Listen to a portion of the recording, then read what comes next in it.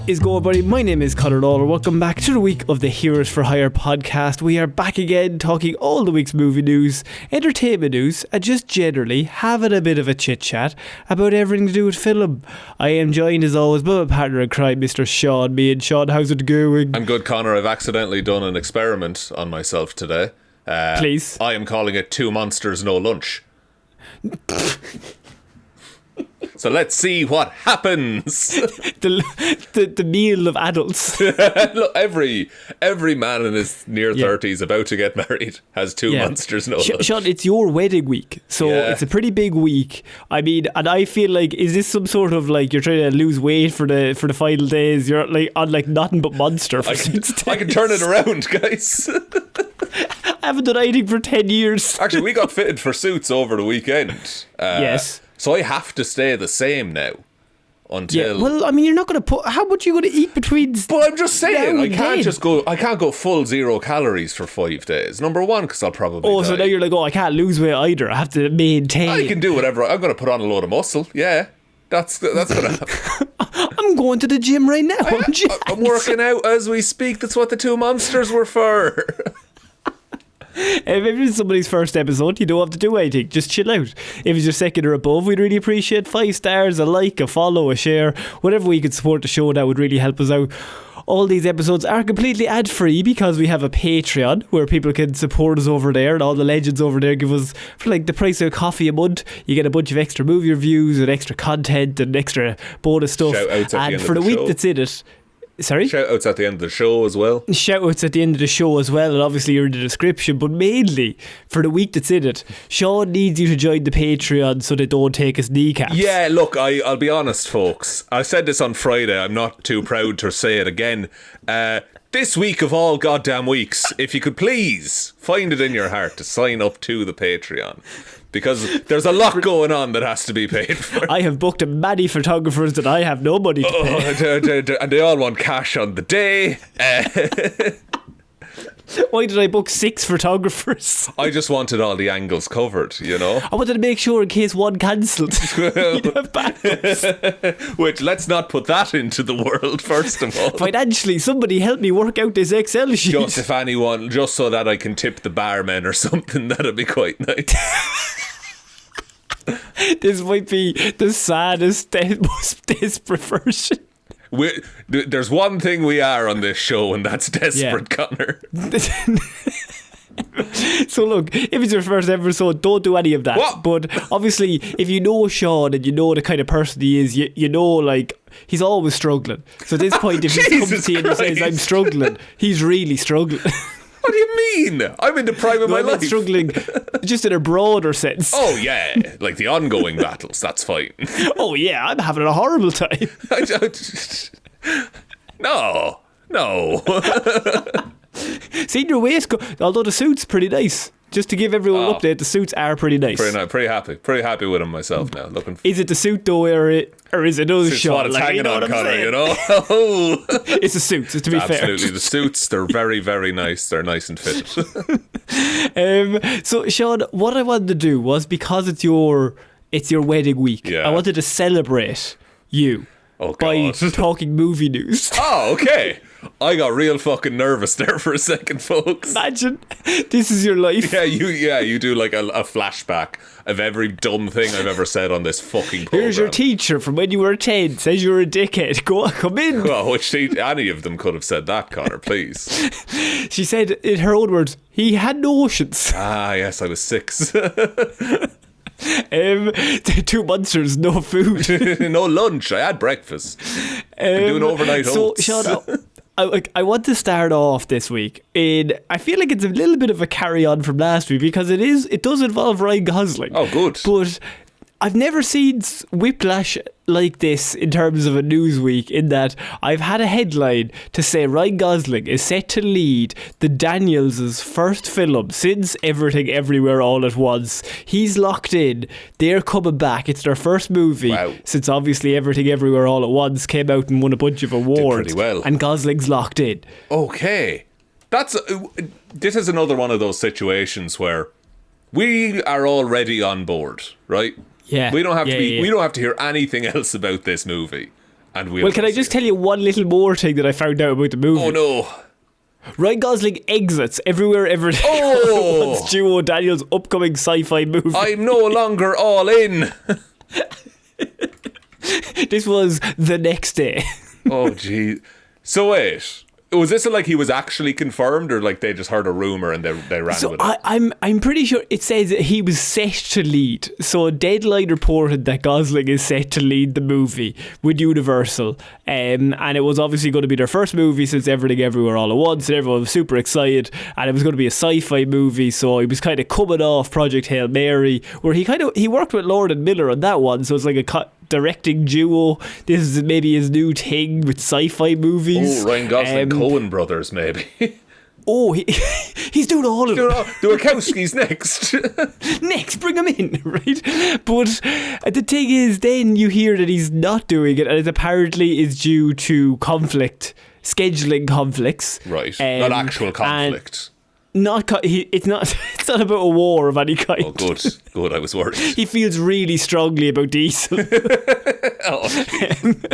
No, but it's he unfortunately scheduling conflict. Now, to be fair to Gosling, he's one of the only actors that I feel like he's in like fucking 7 movies in the next year. So him and Zendaya, and Pattinson, if you're like, oh, they've scheduling conflict, you're like, yeah, makes sense. Yeah, they're probably doing one of the movies that's coming out. They're probably doing one of the other movies. So unfortunately, Gosling was in and then he was out. So now we've got a taste of what it could have been. But we still technically have a movie coming out with the Danielses about a sci-fi epic, and that's kind of all we know at this point. It's going to be their first movie coming back. That's also interesting enough as a news story. It's nice to hear that they're working on something. I also kind of like when directors win a bunch of awards, then take some time before coming out to make something new.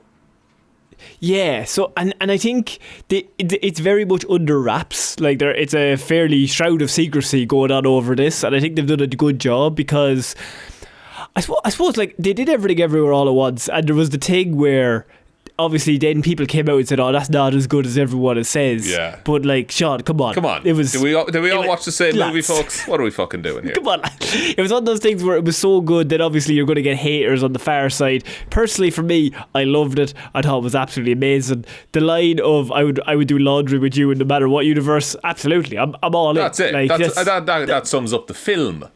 Yeah, so I think with this, it's interesting because you're kind of you're waiting around to see what they do. Then you're like, okay, it's going to be a sci-fi movie. It's similar to kind of what they've done. But I feel like now, with Gosling kind of in and then out, is this a good sign for Star Wars? Because he couldn't commit fully because he was doing the Star Wars. Doing a Star Wars. I think maybe it's a testament to the strength of Lucasfilm's contracts. True. That he wasn't able to do another project. I don't know like how far in that Star Wars is into production. Starfighter, is that the one? Starfighter is one, yeah. Yeah, I don't know how far along they are in it. But he seems to be all in and he seems to be excited. Starfighter, I think, is coming out, oh God, hang on, next year? Is it next year? 2027, probably. I think it might be 2027. So I mean, they'd want to be already fucking working. I think they've already shot it, or they're shooting it right now. Yeah.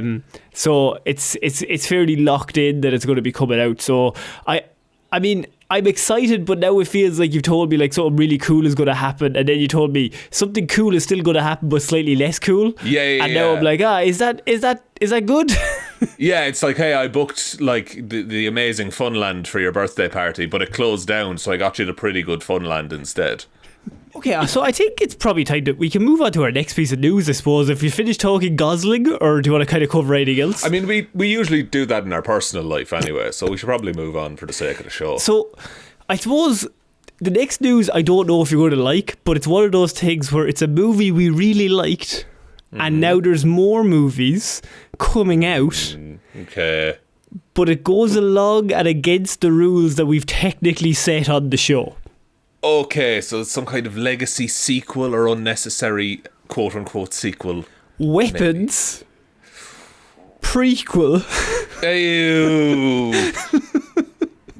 based around Gladys, sets Zach Cregger and Zach Shields to pen horror spin-offs. So, if you haven't seen Weapons, there is a character in Weapons who recently, the actress, won an Oscar. So pretty good at the old, just general acting.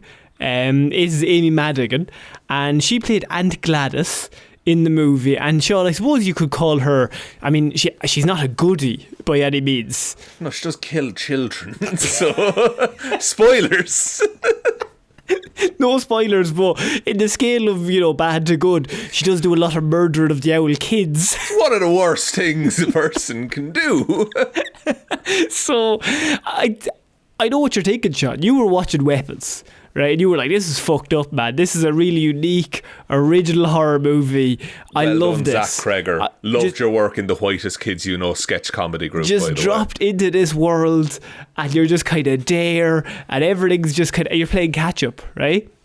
What if I told you took the big horror monster, the big thing that everyone's scared of, and then we do a prequel? Didn't they do this to they've done this to Michael Myers, they've done this to Jason, they've done this to Alien is the best example I can think of. Yeah, the Prometheus thing and Gladys. Yes. It's like I am of the opinion that it's way scarier if you don't know anything about the monster. We have talked about it before. Now, this one's interesting because obviously Weapons was a unique idea, a unique script. And by unique, I mean, it's not a sequel to a movie that came out in the 80s. It's just its own movie, which is very unique at this point in Hollywood. But that's unique enough. It's unique enough that they did a movie, okay? But then obviously Amy Madigan wins the Oscar. It's hailed as one of the most one of the most original horror movies probably of the last 50 years. Such a great idea, really well done.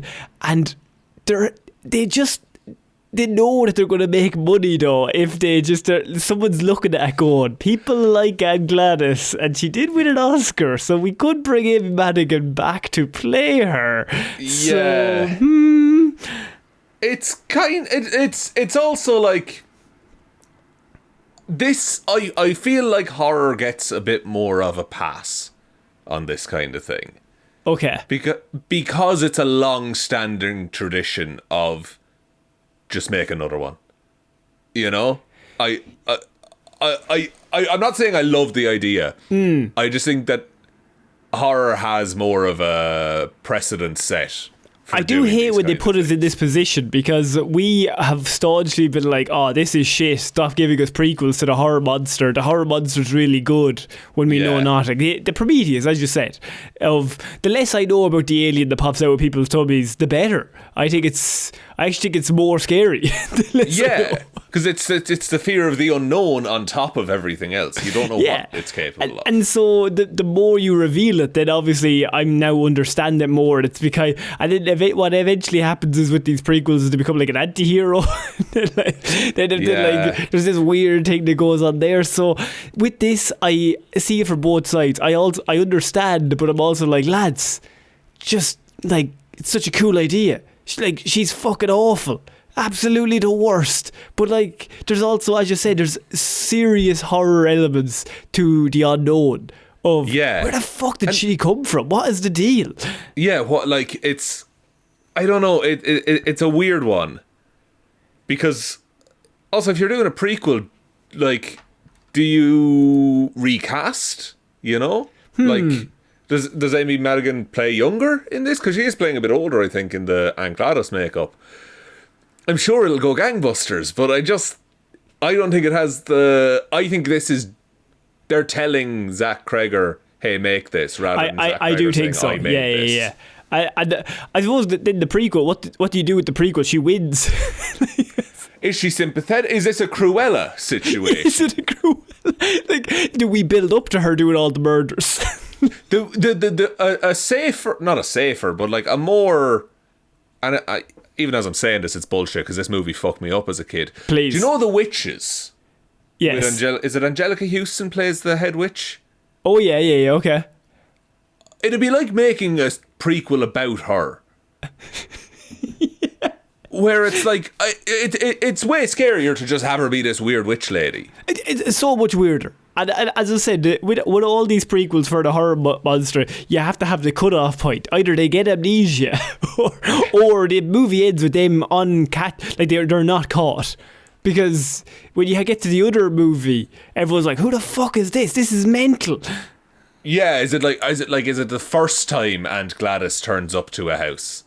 Is that all we're doing? And it's weapons again, but from Aunt Gladys's perspective?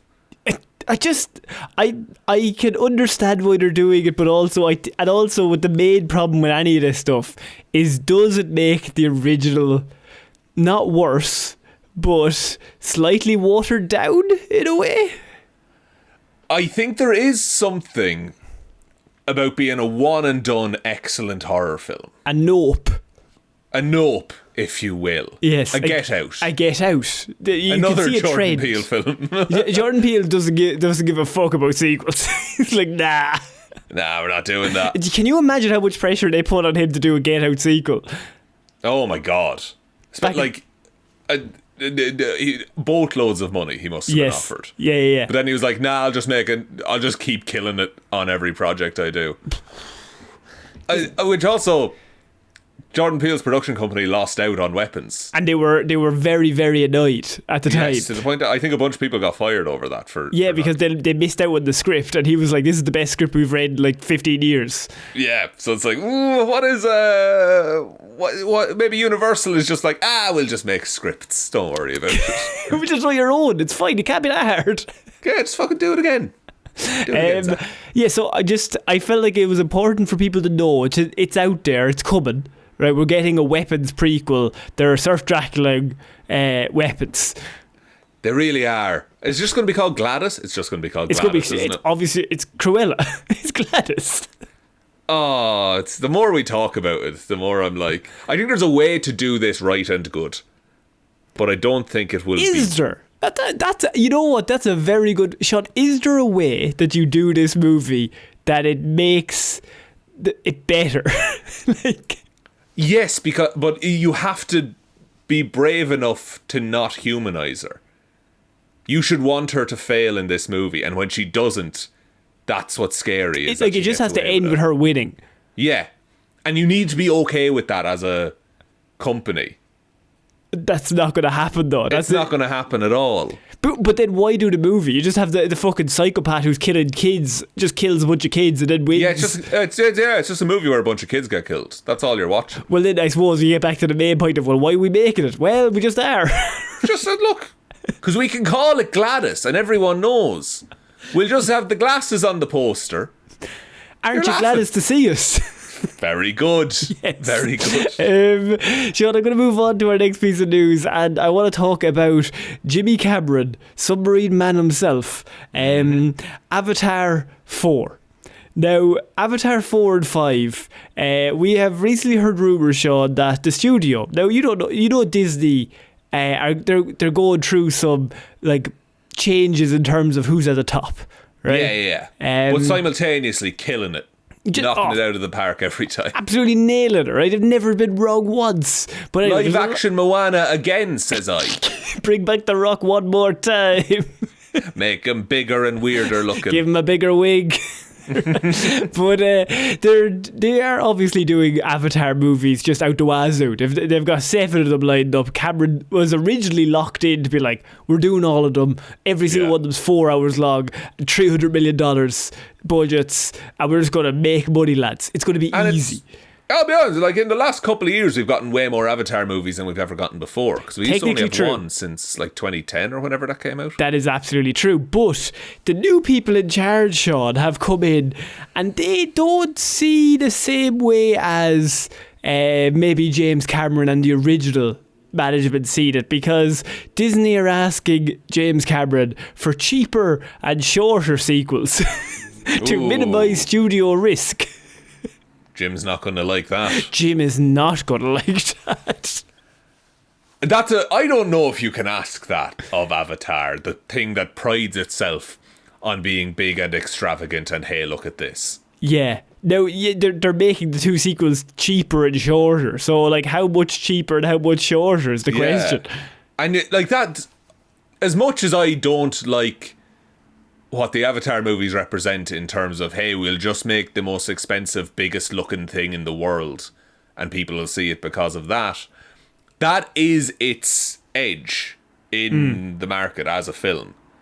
It'd be like fucking saying, hey, can we do less stunts in this next Mission Impossible movie because they're really expensive. So now, having done some research on this, Sean, and I'm trying to remember it. So I think Fire and Ash's budget was like $350 million. So that's a lot. And it made like, I think it made like nearly $900 million less than The Way of Water. 900 million less? Yes. Whoa! How studio executives? Please let me. I judged you too quickly. I was too harsh in my initial response. Because if you remember, The Way of Water, I think made like over like a $1.5 billion, something crazy. I'll get the figures here. Please, obviously these are just off the top of my head. I'd love if this was how the meeting went in Disney as well. Someone's like, hey, hang on. We spent $350 million on what did we make? So Avatar: The Way of Water in the box office. Yes. Made. Yeah. $2.32 billion. $2.32 billion was pretty. That's a lot of dollars. Avatar: Fire and Ash in the box office made $1.48 billion. $900 million left. That's still a lot of billion. But true. God, when you were banking on we'll have another billion to play with. $1 billion seems like a lot when you don't have it. Yeah. I don't think movies should be allowed to make $1 billion. It's too much. It's too much. I think once you hit 999 million, yeah, and all the other nines after, you stop showing it in cinemas. So I think you go straight to DVD. You have to go straight to DVD, and you don't even go to streaming. You go straight to DVD. Straight to and DVD. And then if you have the money. If you go to the cinema and you're just the one ticket away, the guy in front of you gets the 999 million ticket, right? Then you just get handed a DVD of the movie, and then you go home. and if you're in the middle of watching the movie and globally it ticks over, it's going to stop right there. And you only get the half on the DVD that you missed. You don't get the full thing. You don't get I mean, they're not going to give you the rest. You paid for your ticket. Yeah, you're not getting 2 films. They give you one little speaker. Plug that in there now, fucking surround sound, fuck off. It's like they just hand you pages of a script, like loose. They're not even in order. Read it yourself. You and your friends act it out. It's the same. Use your imagination, huh? That's what all these directors do. That's what Jimmy does. That's what Look, Jim's back there working. He's pouring popcorn and shit. So they're now, someone's getting cold feet, and they're like, Jimmy, we gave you $350 million and you made $900 less. Hey, on a trend, every Avatar movie loses $900 million. So this next one's going to make 40 quid. Because to be fair, actually, the first one made like $3 billion. So then 2.3. So then 1.4. At this current rate, Jimmy, I mean, we need to give you like $10 to make the next movie. It gets worse. Go on. Oh no, sorry, that's sorry, no. The total Avatar movies have made nearly $7 billion. Very good. The original 2009 film, $2.92 billion. Okay. The Way of Water, 2.33. And then Fire and Ash, we said 1.6. 1 point something. It's losing money every time. We're not economists, Jimmy, but if I was there, I'd be like, these are minuses, lad. If this were Bitcoin, I would sell. Maybe, I'm not very good at trading or stocks, but if you give me $900 million less every time you do something, and now on the 4 to go, and we only have 1.4 to play with, that is only $300 million, Jimmy. No, $500 million. And inflation, it's going to cost more to make. You know, and unless they shouldn't do this because it's wrong, but they might use AI in the next one. Oh no, Jimmy's all over that, yeah. Yeah. James Cameron loves a bit of AI now these days. He just wants to make his weird. But no, they dropped out of the AI deal. You know that $1 they billion did, didn't they? 'Cause They said they were no longer involved in that. They didn't want to do it, even though they gave him like $1 billion. Jim Cameron's at home just being like, fuck, really needed that one to work. The hand drawn his fucking planet. They go back to like Snow White style animation. People in cars, they're moving the fucking cardboard backgrounds behind them. I mean, look, I've only seen the first Avatar. Yes. I've not. I think the other. It's not my thing. To watch the other two of them. I would not watch a fourth one, but that's no reason not to make it. Not to be logical in terms of if you haven't seen 2 and 3, it'd be weirder if you were like, I'm locked in for 4, Conor. I'll be honest with you. 4. What element is it this time? The earth? So they did water, and then they did fire and ash, and I'm assuming earth. Because the first one is air, technically, right? Yeah, technically, yeah. Dudes. So then earth. Now, what's the other 3 about? I remember a TV show, a cartoon when we were younger, and it was everyone had a power based on an element. Or am I wrong? What was the name of that? I'm not thinking of Captain Planet. It's not that one. Was it Avatar? It was called Avatar. No, there was like 5 of them, and they were in a team. And now, look, I'll be honest with you. This is one of those things where I think I might have seen it once on the TV, and it was ingrained in my brain. Right, because I just want to put it out there. Avatar: The Last Airbender. They do all have elemental powers. No. This was like a much cheaper version. Like it was just like 5 teenagers who all got one element. Was it live action or no? No, a cartoon. Was it Shaolin Showdown? No, it was not good. I'm telling you, it was American. Say no more. I can try and find it. There's no way you'll find it. Nothing to go on. Cartoon where teens... It involved witches, I think. I think there was witches. Okay. Was it witch? WITCH? It might have been that. Is that a thing? The show follows 5 girls, Will, Irma, Tarni, Cornelia and Haylin, who have respective magical powers over the... Yes. Was this it? Yeah, I think so. Classic elements: quintessence, water, earth, air, and fire. Yeah. Yeah. Don't know how I remember all the elements is from that one TV show. every time you go back to it. I remember seeing ads for this, and I was like, this looks cool, but I don't understand any. But I've seen Avatar. I've seen Avatar, so like, why would I watch a worse Avatar? So Sean, we're going to move on. That's just my piece of news. I seen that once and just remember it. So Sean, we're going to move on because I think you're in the mood for a Netflix reboot. Big time, buddy. You were saying to me you love a Netflix reboot, and you love a Netflix reboot of a beloved movie from the mid-2000s that everyone loves. That's the only kind of movie to reboot, Conor. They didn't nail it the first time. 13 going on 30 movie reboot set at Netflix. Oh. Oh heavens. Oh God. 13 going on 30 is great. Yes. What has to change? That's just sad now as well. Why? Because it's like, imagine like, because now we're 30. Yeah. So what year was I 30? You're going, okay, picture it. In my case, Avatar's just come out. Then you become yourself now. You're one of the billions that paid money for it. And then what? You fast forward to now? Having 2 monsters and no lunch? It's a lot sadder of a movie. I think you have to take that tone with it. Yeah. Which I guess the 13 going on 30, she does regret her decision to be 30 at the end. True, but she's technically an adult at that stage. She still has the mind of a child. No, I understand that, but like she has like a grown-up Mark job. Ruffalo's actions in that movie are she's got like Ruffalo's a bit strange now in that one, but he doesn't know technically. True. Also, absolute heartthrob Ruffalo at the time as well. Young Ruffalo. Okay. Young Ruff, we call him. Young Ruff. It's one of those where when you read it, I'm like, yeah, of course they're doing that. Well, obviously. They'll bring it out. The lighting will be super bright. It'll Yeah. look quite bad, and 4 sons. it'll be top 10 for a week and a half, and everyone will forget it exists.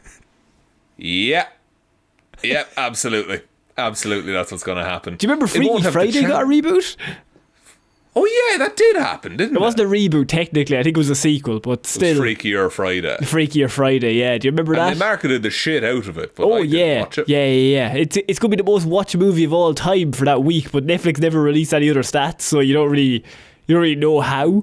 Yeah, 13 going on 30 is what we talk about this a lot. We had it in Ireland. Extravision.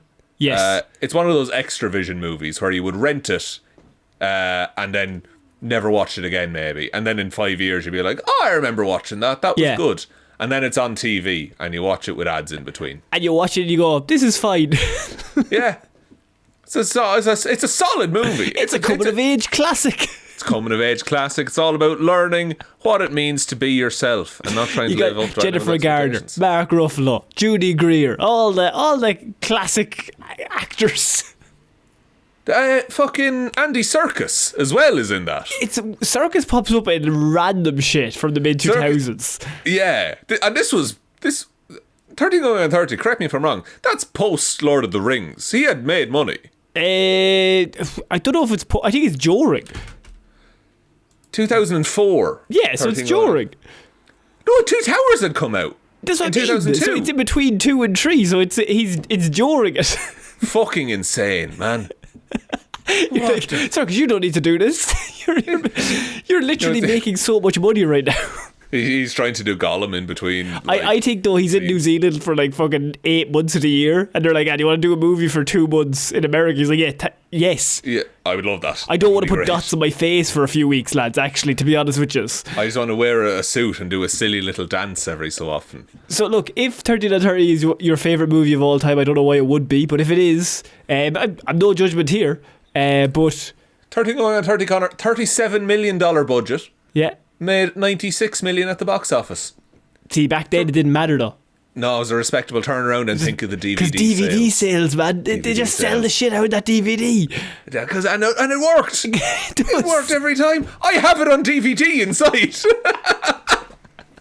Do you know what movie I randomly thought about last week? Do you remember the one with Uma Thurman, My Super Ex-Girlfriend? Oh, yeah. I genuinely have not thought about that movie. I hadn't thought about it in about 15 years, and I randomly thought about it, and I was like, that is the most it's in a DVD bin in the supermarket of all time movie. Yeah, what a lineup as well. Luke Wilson, Uma Thurman, Anna Faris. Strong lineup. Jesus, that was a budget of $30 million, made $61 million at the box office. Doesn't matter. If the movie doesn't cost that much to make, you stand to make more, folks. Exactly. Okay, here we go. Metal Gear Solid movie is in the works at Sony. Hell fucking yeah, brother. As we all know, all video game movie adaptations are great. Now, name one you can't that's bad. Think of one. Any video game movie? Any video Digimon. game. There was a Game Boy Advance game, it counts. Surely that was TV show first. It was TV show first, yeah. So I'm thinking of The Rock's Doom. What a movie. Detective Pikachu was okay. That was true, yes. So Metal Gear Solid is getting its own movie from Sony, a studio that we all know and love, that is the best studio of all time. So Sean, my question to you is, Solid Snake in a movie, it's gotta be cool. It's gotta be good, right? It's gotta be cool. Those games are movies anyway, though, because Hideo Kojima just wanted to make movies. Yeah. But he ended up working for a video game studio. Yeah, so it's a stealth combat, so I mean you could make it super cool. Now we're saying all this, but I will admit there's a part of me that thinks they're not going to do any of that, and it's going to be bad. Because they're going to try and make it cool, and it's decidedly not cool. It's cheesy as fuck. Yeah. What they'll do is he won't have his bandana until the very last scene. They'll serve Dracula the bandana, absolutely. But also, the story is fucking. There's no way, they'll need 12 of them to actually do anything with the story. Yeah. I've been binging Metal Gear Solid recently, so I'm in this world a little bit. Which one's your favourite? Which one we go with? 3. You're going with 3? Yeah. That's pretty good, to be fair. It's pretty good. It's a prequel. Yeah. But I think it's the hardest hitting story. I also like Revengeance as well, because I think it's rad. Yeah, I have a fondness for 1 and 2, only because back in the day playing them on like the PlayStation. 2 is really good. Yeah. 2 is like... What's the one where you face the guy in the helicopter on the rooftop? That's 1. That's 1, yeah. I have that in my brain. Yeah, that's a hard fight. Tough. I think this could be both good and also bad, as with all video game things that we've had. I think it needs the right director. You also have to just make the movie not... You can't do it half and half. Either you go all in on we're going to make it like the video game, or you just make a really good movie. Because you can't like try to go for the casuals and for the diehards and be like, that's very, very hard to do. It's a tough balancing act, and you'll end up just pissing off one of them. Yeah. You know who I think could do this quite well, and I don't know if he's a great person or not. And also, I think he was involved in The Predator, which is one of my least favourite movies of all time. Great. But he was also involved... No, I'm getting confused there. Sorry. Scratch that. But he was involved with... What we're looking at, Connor, here... We want something funny but serious. Yeah. That's action heavy, but also hell yeah. That's cool but not too cool. Yes. But it's trying to be cool. Shane Black. I don't know. Shane Black is iffy now, because I just said he was in... he lost a lot of points with me. Yeah, no, I get that. I totally get that. Look, he did The Nice Guys. I'll give you that. I'll give you that. But after Predator, it took a lot for me to get him back on board. Yeah, The Predator, was directed by Shane Black, and it's a terrible one. But yeah, Boyd Holbrook's character in The Predator, if you dial that up to be Solid Snake level, just coolest guy in the world, I think it plays. I think it works. Who do you get to play Solid Snake? Well, who was he modelled off of? He was after... I mean, you could get Keanu Reeves still, but I feel like that's very John Wick. You can't really get Keanu in. Yeah, also the voice is really, really iconic. David Hayter does the voice. I don't know who you'd get. Like, who's rough and cool and rough and cool. That's what Solid Snake Austin is. Butler. Austin Butler. I think he's too. Oscar Isaac. Oscar's yeah. What age are you going with? What Solid Snake are you going with? Well, this is the thing. Are you going young Solid Snake? Because then you can't really go Oscar Isaac. I mean, the man looks amazing, but he's 50. It's true. Do you do Naked Snake? And just do straight away start with the prequel? Just go straight naked. It's straight Naked Snake. Like, it's... Which is, like, I'll be honest, the real question is, does Cody Rhodes play Revolver Ocelot? That's the real question. And the answer is yes. The answer is yes. They haven't cast anybody, so I'm interested to see how this might live and die off who they cast as Solid Snake. It absolutely does, because we need to believe this guy is the best military contractor in the world. Yeah. Okay, right, so we're going to move on, Sean, to our next piece. I thought you'd enjoy that for the week of your wedding. I knew Metal Gear Solid movie. Good? Has to be. Metal Gear Solid, hell yeah. Yeah. Movies, hell yeah. When they try to make a movie cool actively, not hell yeah. Oh, historically not great. Yeah. Okay, Sean, we're going to move on to our next piece of news, and this is one of those things where I like the person involved to direct.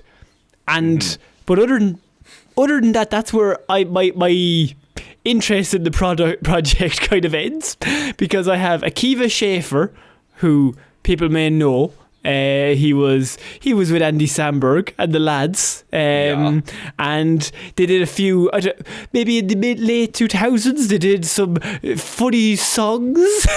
Some silly skits on the internet. On the YouTube, right? The Lonely Island. But He's also apparently he co-wrote the new reboot for The Naked Gun last year as well. So which we both went on record as saying we liked. Yeah, absolutely. But I'm going to say Akiva Shaver to direct, and that's the end of the good part of the news, because the next part of the news is both Surf Dracula and classic Disney. Disney live-action Cinderella spin-off Stepsisters. Oh, Akiva, what are you doing? Akiva, please. Again, just let them be villains, man. Or tell a different story about pricks.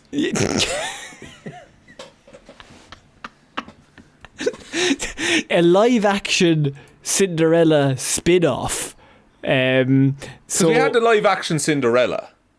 We did, yes. That was with Lily James a few years ago. Kenneth Branagh was directing that. So we had that one. Now, it's not said if this is going to be a spin-off of that one or a spin-off of Cinderella in general in a live action, but it says live action Cinderella spin-off because it's the Cinderella universe. And so now we're building out the Cinderella-verse, and we're just kind of trying to build an Avengers. There's something in my brain that there was an animated Cinderella, like direct-to-video, about the two sisters and how they weren't actually that bad and their mother was bad or something like that. Right. Also, in the book, in the original fairy tale, they cut off a bunch of bits of their feet to try and fit into the slipper. Fantastic. Maybe do that in live action. Here, Akiva, make that funny. Akiva, I've thrown you fucking gold there. It's up to you to catch that What he's done is he set fire to a football and thrown it at you. So, wouldn't it look cool if you scored a goal with it? So are we saying that this is a great idea? Or? That's it. It's one of the most who cares pitches I've ever heard. Well, look, we have a Stepsisters movie. Shut, if that's not what you're into, Disney have a few other ones lined up that might interest you. And I don't. If you're not into Stepsisters, look, if you're not into Stepsisters, well, we have other things on the menu, lads. Because all right, hit me with it. Moana live action remake. Have you seen The Rock's wig? Fantastic. We've already done the joke, but my God, it looks terrible. So we did Moana. Then we did Moana again. And now we're doing Moana again, but live action. Yeah, we're doing the first Moana again, not the second Moana, which was a TV show that they cut into a movie. Sean.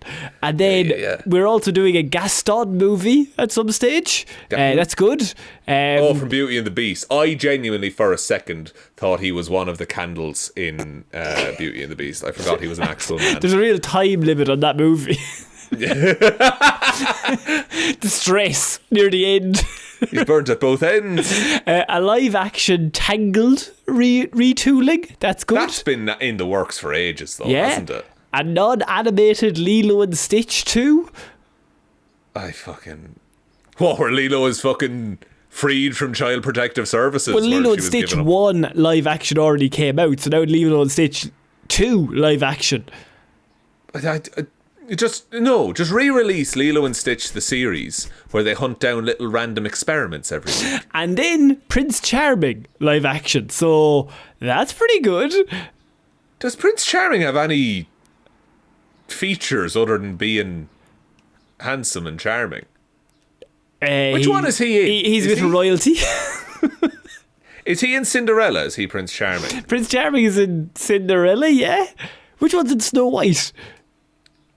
I don't know. Who is in Snow? Hang on. Let's fucking get to the bottom of this. Well, come on now, lads. We need to know this. This is vital. Important news. Yeah. Prince Charming is a stock character archetype. Great. He's Prince Charming is Cinderella. Great. Okay. And then who is Snow White's prince? Here we go. He is known as the Prince. Whew. So he's not charming whatsoever. He's fucking blunt. Prince Florian. You look like shit, he says. Give me a kiss. Fucking here, do you want to fucking shift there? Come here, go to the smoking area, will we? My friend takes. I don't know. I think these are all great ideas, Sean. I think these movies are for the kids, and I think kids are going to love them. I think I know.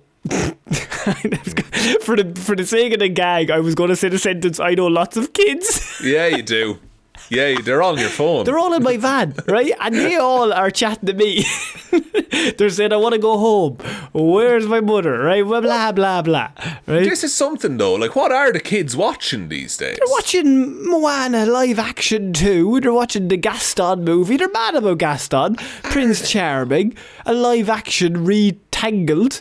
And then Stepsisters. I mean, they're going to be mad about that. Nobody wants to watch Cinderella. Bleh. What? Stepsisters. Boring. Is where the money is.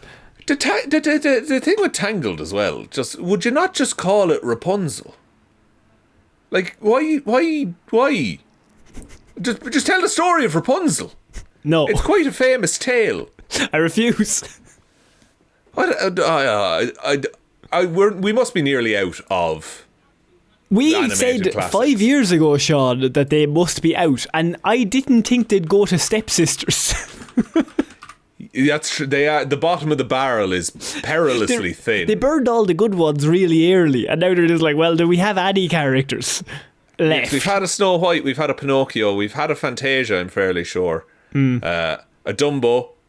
Bambi? We haven't had Bambi yet. Have we not had Bambi? I thought we had Bambi. No, I think it was in the works, but they were going to do a prequel about the hunter. That was the story we had years ago. Yeah, no, I remember that, yeah very good. Saludos Amigos, The Three Caballeros. Then there's a bunch of ones that I've never heard of. Cinderella, Alice in Wonderland, Peter Pan, Lady and the Tramp. We haven't done Lady and the Tramp, a live action one? Oh, those dogs are going to look fucking weird. Super weird with that spaghetti. Super weird. Sleeping Beauty, 101 Dalmatians. We got Cruella. Actually, no, we got really good live action adaptations for them. Sword in the Stone, Jungle Book, The Aristocats. You got to bring out the Aristocats. Robin Hood, but please just the Fox version. No, just the Fox version. I don't care about any other version. We've had so many Robin Hoods. 100%. Winnie the Pooh. Yeah, my favourite Robin Hood is the one with what's his name? From Taron Egerton. Yeah, Taron Egerton, yeah. Where he's the coolest dude in medieval England. They Solid Snake him. They do Solid Snake him. And Jamie Foxx is his wise mentor. Yeah. So Sean, I think this is all great news. I think Disney are killing it. I think these movies are going to make $1 gajillion, and they're going to be very surprised when kids aren't interested in this stuff, and they could just like do the same ones again. Do you know what I can't wait for? Because I guarantee there's one person, one brave soul in the Disney Corporation is pitching this, and they want to do Pocahontas without changing anything. Goddamn right. It's like, no, it's all well intentioned. It's fucking grand, isn't it? So grand, me, a white man. Am I not allowed free speech in my fucking animated movies? No, what's the story? And they're like, no, it's really, if you really look into it, it's fucked up. He's like, I'm not fucking Reid, lads. I just go off vibes.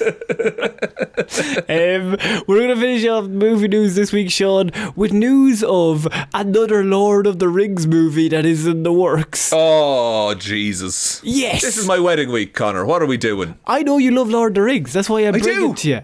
Right? And we talk about a lot that the Lord of the Rings trilogy, I mean, 3 movies, all classics, killed it, never to be done again. And then you just forget the Hobbit movies exist and you're happy.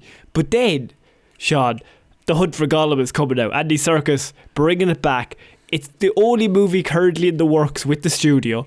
However, we have now learned that Lord of the Rings Shadow of the Past, co-written by Stephen Colbert, is in active development now too. Yeah, I was reading up on this, because this is very much in like my internet echo chamber that I've set up for myself. And I fucking hate this, but please give the people the details. So, I have no clue what any of this means. Fair. I will try and explain. So, you say Lord of the Rings, I'm like, okay, cool. Shadow of the Past. Is that from one line or one made up thing in one book randomly that has never referenced again that they're doing a whole movie on? They've just made that up. Ah, even better. Yeah. Because it's about the hobbits before the quest begins. Well, apparently the official logline reads as follows: 14 years after the passing of Frodo, Sam, Merry and Pippin set out to retrace the first steps of their adventure. Meanwhile, Sam's daughter Eleanor has discovered a long-buried secret and is determined to uncover why the War of the Ring was very nearly lost before it even began. What? Who's this for? Because it's written like the because Frodo leaves. Yeah. And then the hobbits just live. The rest of the hobbits live their lives. I think Merry becomes mayor. Sam settles down and has a family. He eventually goes off to the Grey Havens to join Frodo because he was a ring bearer for a while. Yeah. I don't. So it's just the three lads. I got that impression. Maybe you were correct originally. So it's 14 years after the passing. His daughter finds the long-buried secret and tries to uncover why the War of the Ring was nearly lost before it even began. So maybe she's also kind of talking about things that happened beforehand as well. I forgot that this is a cinematic Lord of the Rings experience, so it has to start with a hobbit writing in a book or reading a book. So I think what this is, and very cleverly, now look, I don't want to shit on the lads, right? They're doing an original idea. We're always shitting on people for not doing original ideas. But come on, it's close to an original idea. But it's not. It's not really. They're just gonna, fair enough, but they're just going to do a movie without the interesting bit of the war. Right? Yeah. But they're going to tell us they nearly fucking lost the war, lads.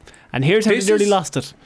Like, this entire thing, they're framing it as like, oh, this story about... This is just a prequel to The Lord of the Rings. Yeah.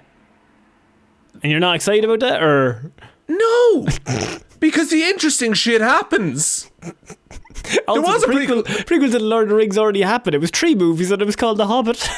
Yeah, and look at that. I'm just really tired of this. So does this take place... So after The Hobbit... So I'm trying to think, right, if she found a secret that nearly meant that they lost the war before it even began, does that mean this takes place in between The Hobbit and Lord of the Rings? So 14 years before Frodo's adventure started. No. 14 years after they're all dead. Oh, right. Sorry, 40 years after this is very badly written. I've just reread it. It says 14 years after the passing of Frodo, Sam, Merry and Pippin. Okay? Okay, they don't all pass at the same time. When it really means 14 years after the passing of Frodo, full stop, Sam, Merry and Pippin set out to retrace the first steps of their adventure. Right. So Sean Astin, Dominic Monaghan and Billy Boyd are all coming back then to play older versions of the Hobbits. I assume so, yes. And then there's a secret unveiled as well about how the War of the Ring was nearly lost before it began because the stakes weren't high enough.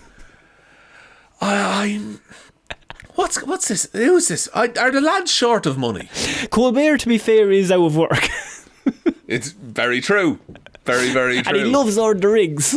He does love Lord of the Rings, but I don't think that entitles you to just create shit in that world. I think this is a joke that's gone too far. I think he's just now coming up to unemployment, and he's like, I've been writing a script for Lord of the Rings for the last few years, and they were like, show it to us. We're doing this.